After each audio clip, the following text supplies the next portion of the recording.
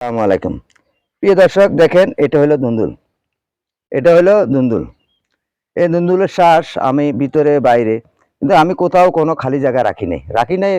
কারণ এটা আমি একটা বিচি, যে কোনো জায়গাতে একটা বিচি, একটা করে বিচি লাগাই গেছি। আমার কথা হইলো আল্লাহ পাকে যেখান দিয়ে আমার ভাগ্যে রাখে সেখানে। কিন্তু এখানে আমার অনেকটাই দুন্দুল ধরছে।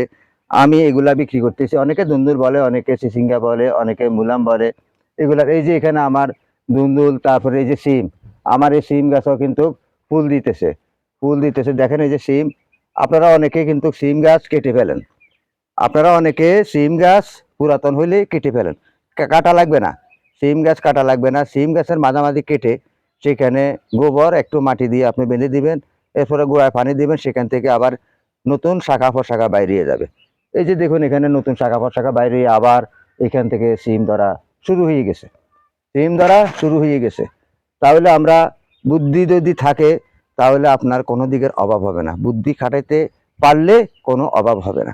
আশা করি সবাই দেখতেছেন, আমি অবাস্তব কোনো কিছু আপনাদেরকে দিই না, আমি সম্পূর্ণ বাস্তবে দেখাই। তাই এই যে আপনারা এইভাবে সিম গাছের পরিচর্যা করতে পারেন। সিম গাছ আপনারা কেটে ফেলার কোনো প্রশ্নই আসে না। সিম গাছ আপনারা রেখে দিন, তাহলে আমার এখানে দেখা যায় ধুন্দুল যত কাটি ততই হয়, যত কাটি ততই হয়। কিন্তু ইনশাআল্লাহ, আল্লাহ রহমত, এই যে দেখুন এখানে, এই যে এখানে হয়ে গেছে, এই যে এখানে হয়ে গেছে, এখানে হয়ে গেছে। যত কাটি ততই হয়। কিন্তু সব গাছেতে এই যে আমি অনেক সময় পাতার সাথে একটা লুকিয়ে থাকে, কিন্তু পাতার সাথে সব পূর্ণ দেখা যায় না।